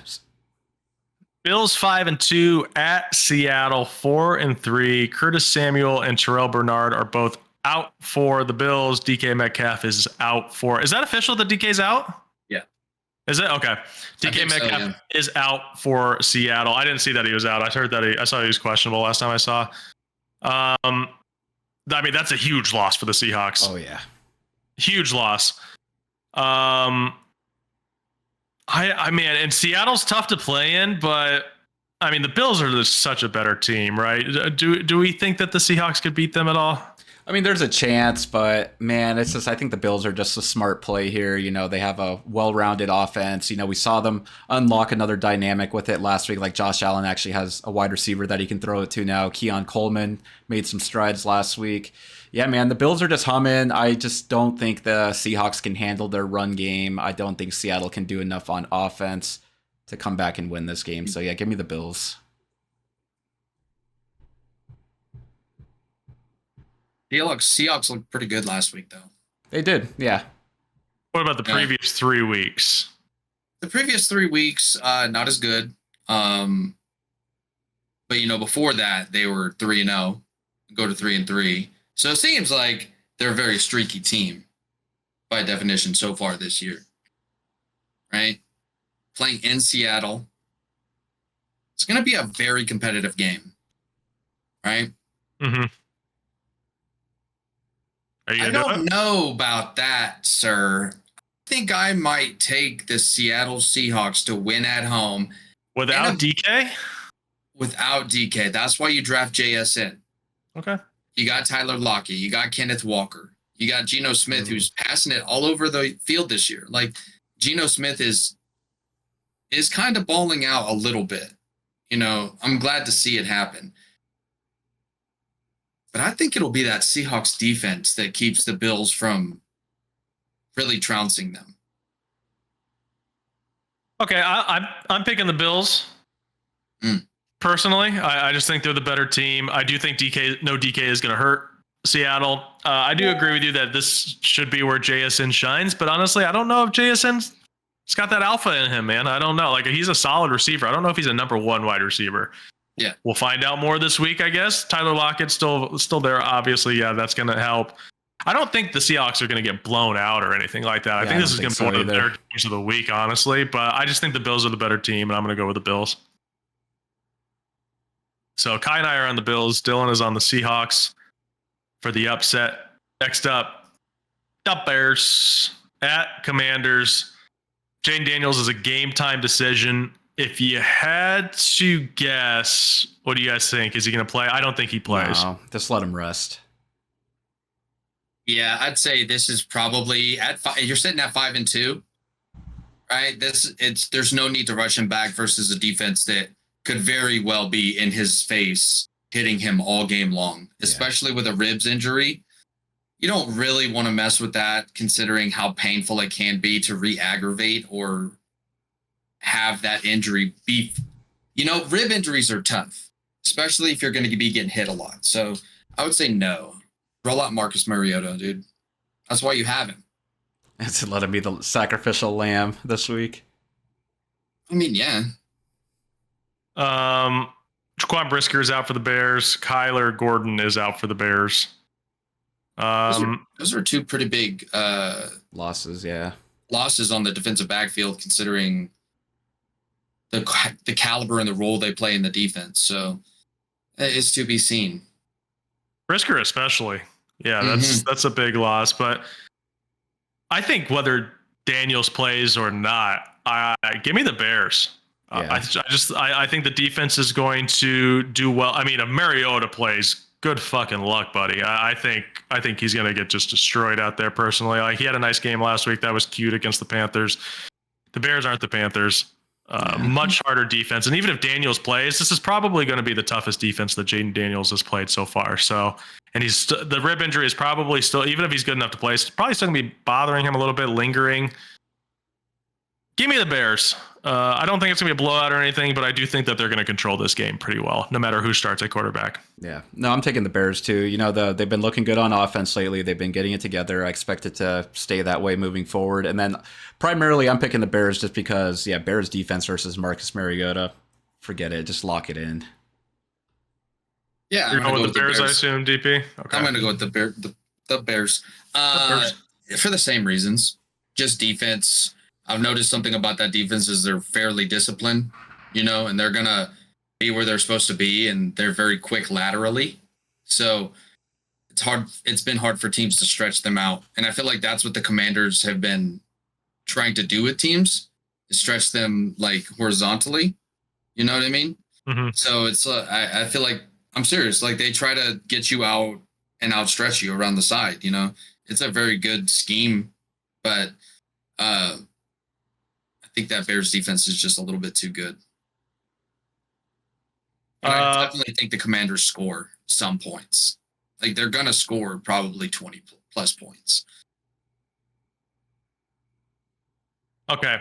Next up, before we move on, I forgot to say this stat earlier when we were talking about the Lions. Have you guys heard about this Lions phenomenon that the teams that play the Lions lose the next week, no matter what? So the teams that play the Lions are now 0-5 the following week. Really? This season. Yeah. So the Rams lost to the Cardinals, the Bucs lost to the Broncos, the Cardinals lost to the Commanders, the Seahawks lost to the Giants, then the Cowboys had a bye week, and then the Vikings lost to the Rams this week. The Lions had played the Vikings last week, and then the Vikings lose on Thursday Night Football to the Rams. Huh. So keep an eye on that. Kai, I know you're a big gambler. Yeah, keep an eye on I was just thinking that. Yeah. Keep an eye on that trend, all right? Oh, boy. That one's free. The next one's going to cost you, okay, bud? Right. So who would be losing this week then? Vikings already lost. They played them last week. I have to try this. But now next they play week. the Titans, and then next week the Titans will lose. Which is probably chance, probably a pretty good chance. So just keep an eye on that moving forward, okay? Poor Titans. Chiefs at Raiders. Juju Smith-Schuster is out. Dylan Parham is out for the Raiders. I already have said my thoughts about this game, honestly. I think the Raiders are going to get absolutely fucking destroyed. I think Mahomes is, Mahomes said it in training camp that he was, he didn't actually come out and say that I'm going to kill the Raiders next time I see them. But you can see in his eyes that the Kermit the Frog thing pissed him off. He said that we'll see him when we see him, or whatever the fuck he said. I think Mahomes is going to come out and absolutely just mollywop the Raiders this week. The Raiders are not going to be ready for this shit. I was going to say the Chiefs by a million and two.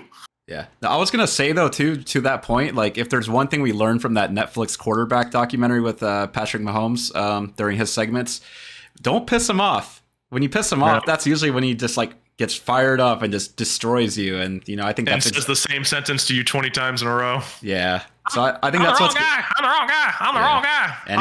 And he is the wrong guy to piss off. I mean, I think... Yeah, he is, unfortunately. I think part of the reason why he hasn't been doing so good this year is a lot of people just aren't pissing him off like they used to.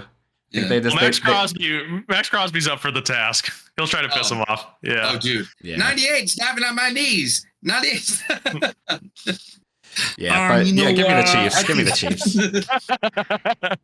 Give me the Chiefs to win this week. Even though he was one of my stinkers, I'm going to go ahead and just say that's pretty good. Yeah, he'll probably throw a couple touchdowns.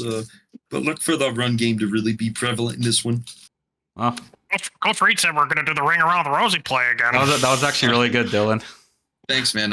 It was just a Kermit the Frog impression, honestly. Yeah. That is his best impression. He's been doing Kermit for 15 years, dude. He was born for this moment.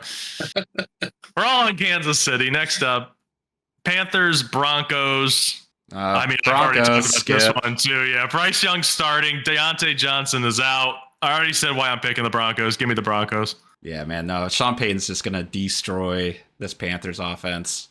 This is gonna be a slaughter. Yeah, dude. I don't know who they got out there in Carolina, but I just gotta say, dude, just R.I.P. Bryce Young, probably Chuba Hubbard too. for the pass protection he's going to have to apply and just get blown up. Yeah. The Broncos are probably going to be 5-3 after this week. And what the heck is that? They did get a fourth place schedule, though, to be fair. Yeah, to be fair, it gets you a game against the Panthers, you know? Mm-hmm. Well, they were going to play the Panthers no matter what. They played the NFC South this year. I guess, okay. All right. What? I think they do at least. Cowboys at... Do you have something to say? No, I was just looking at the Panthers schedule, dude. They've only allowed under 30 points once this year. Wow. Who's it to? The Chargers, and they lost 26-3. No, what about the Raiders? They beat the Raiders. They beat the shit out of the Raiders. Okay, yeah. But, that's 22. I was looking at it different, but still. Mm-hmm. But still 47, 34, 36, 38, 40. Those were 4 consecutive games. Good Lord. So by statistically, the Broncos should put up 35 points in this game. Yeah. Do we see that happening? Oh yeah, they're probably gonna get like two. So. They're probably gonna get like 2 defensive touchdowns too. I have Bo Nix and the Broncos defense playing, and I have Bo Nix in 1 league, and I have the Broncos D in 2 leagues. So I would love that. I would love like a 35-0 win. This is the Broncos' chance to beat them 70-20, and just oh my God, that would be amazing. Oh Lord, it's possible. Cowboys at Niners. Dallas 3-3. San Fran 3-4. This is Sunday Night Football. Brandon Aubrey missed practice all week due to jury duty, but will play in this game. Micah Parsons is out. Dalvin Cook has been elevated to the active roster and will make his Cowboys debut. Juwan Jennings is out for San Fran. Kittle and Debo are both game time decisions. Let's start with Dalvin Cook, I guess. Do you see him being useful at all for Dallas? I know Dylan picked him up in a league this week, and I thought it was a decent move because it's just like a flyer. Who cares? When it maybe, the Dallas running back room has looked awful anyways. Maybe he can give a spark. But I'm sorry, he looked like absolute dog shit last season, and I think he's washed, and I don't think he's going to give Dallas any spark. So is he worth picking up on and put him on the end of your bench just to see what happens? I think he is, honestly, but I wouldn't expect much from it. I'm not going to waste my time with it. I mean, like you said, it's a low bar already, and I don't even think he's going to hop over that one. Yeah, man, it's tough because the running back room has not been very impressive. So it's just like, it could just be more of the same. You could just have a third mediocre running back there. But can we just talk about Brandon Aubrey, please, for a second? That gave me such a good laugh. Jury duty. Out of all the He's doing his civic duty, dude. I know, dude. Out of all the things that you could use to like maybe postpone, or like get out of jury duty. People do a lot of outlandish stuff to get out of jury duty. I'm sure we've all heard the stories, right? Mm-hmm. But playing for the Dallas Cowboys and going to practice is not one of them in the city of Dallas. Listen, I've known people who want to go do jury duty because they think it's cool doing their civic duty. No, it's not. So there's nothing fun about it. I agree, but maybe Brandon Aubrey's just one of those types of guys, dude. Mm-hmm. That's like, I like the law system that we have here. I think it's very interesting. I like seeing it up close and personal type of motherfucker. Yeah. I think maybe Brandon Aubrey might be that type of guy. Who knows? Mm. Maybe he used jury duty to get out of practice instead of using practice to get out of jury duty. Watch him kick like 3 66-yard field goals this week. Dude, he's going to. He does that all the time. Yeah. No, not really. But man, this is tough. This is a tough game for fantasy, huh? Yeah, so let me talk about the Niners here. So Juwan Jennings out. Kittle and Debo game time decisions. Ayuk out for the season. CMC still out. Jordan Mason is dealing with an injury. Can I interest anybody in some Ricky Pearsall? Yes. Cowboys defense kind of sucks. Yeah, in the run game. I mean, actually, all of it. Yeah, all of it, dude. Yeah. Fuck them. I think Pearsall is like a nice desperation flex play, but the thing is, you're probably not too desperate this week with no buys. So I don't know. I think you could. I wouldn't suggest it, but I think you could play Pearsall. Yeah. But I think Kittle plays and maybe Debo plays too. I definitely think Kittle plays. Yeah, Kittle's probably more likely, but yeah, I'm going to take the Niners here, especially at home. Like as we said earlier in the episode, Dallas just does not do good in San Francisco, and right now this is probably one of the worst Cowboys teams we've seen in the last few years. And yeah, this should be a Niners win. Was Dallas on a bye last week? Is that correct? Was I think they were. I think last season Dallas started doing better coming out of the bye week, so maybe they can take advantage of like a beat up 49ers squad. But with that being said, the 49ers just always beat them. So I'm going to take the Niners too. But I don't know. I could see this being a little bit of a trap game for the 49ers with all their injuries that they're dealing with. Maybe the Cowboys just game plan them correctly over the last couple of weeks. I don't know. There's a scenario where the Cowboys win, but I'm going to pick the 49ers. Yeah, I'm going to probably pick the 49ers to win at home. I think the home field advantage will be good for them. Dak hasn't looked as good. That whole offense hasn't looked as good. So they're coming in, I think, the worst team. So yeah, give me the Niners to win. Debo is very stressful. I think that's the one situation where you could get into starting Ricky Pearsall out of necessity is if you have Debo Samuel and you were able to like pick up Pearsall just in case, that kind of thing. Other than that, like, I don't know if I'm patient enough to wait for Debo for that game time decision to actually put him in my starting lineup or make that risk. What do you think? I wouldn't do it just because it's Sunday Night Football. It's tough. It's tough. I like I said, if you were so desperate and beat up by like injuries and stuff like that, Pearsall's definitely a move. And like if you have Debo and you plan on starting him in Sunday Night Football and he doesn't play, Pearsall's a perfectly fine person to have in your back pocket to throw on there. But it's a tricky situation. I wouldn't recommend it, but I also don't have a problem with it personally. Okay, so we're all on San Fran then. Yeah. Last but not least, actually last and least, Steelers versus Giants for Monday Night Football. Oh boy. No major injuries currently. Right? Are we missing anybody, right? No, okay. I looked this morning. Giants are 2-5. The Steelers are 5-2. It's in Pittsburgh. I kind of think Russ builds off of the momentum that he had last week against the Jets and kind of deals with the Giants the same way. I think he's going to have like not a game that like blows your socks off or anything like that, but still a very, very solid game. I don't think the Giants offense is going to be able to move against the Steelers. I think TJ Watt is going to be in Daniel Jones's fucking grill constantly. Oh, yeah. I'm a little nervous about Malik Neighbors in this matchup. I'm playing him because he just gets hyper fixated on the targets. And I just think that he just has so many opportunities in a game where he can catch passes. So I'm playing him no matter what, everywhere I have him. But this is the most nervous I've been about playing Malik Neighbors so far this season in this matchup. I just don't like this matchup at all for the Giants. Give me the Steelers by a lot. I think the Steelers win this pretty comfortably. Yeah, I mean, they cover all three things I look for here in a matchup. They got the better offense, they got the better defense, and the better head coach. Mike Tomlin is going to severely outcoach Brian Daboll here. The Giants O-line just gave up 6 sacks last week to the Eagles, too. I imagine the Steelers are going to have the same production sack-wise. So, yeah, give me the Steelers.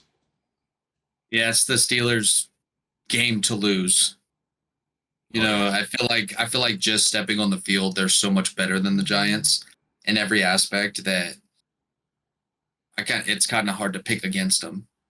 So I'd go ahead and say the Steelers are going to win, and they're at home. Yeah, they're at home, dude. It's in a night game. I just don't see any way the Giants could possibly pull this out. They don't have what it takes on offense or defense to win this game. Okay, so we're all on Pittsburgh. Going to beat the 2 New York teams back-to-back in prime time. Hey, that's perfect. Yeah. It's embarrassing. All right, that's it for us for episode 117. As always, you can find us at Raging Takes everywhere on Facebook and Instagram and Twitter and TikTok and YouTube. You can email us, ragingtakes@gmail.com. I'm at Montana Sauce on Twitter. Kai is at RTP Kai, and Dylan is at Such a Wise Fool, and we'll see you on Tuesday.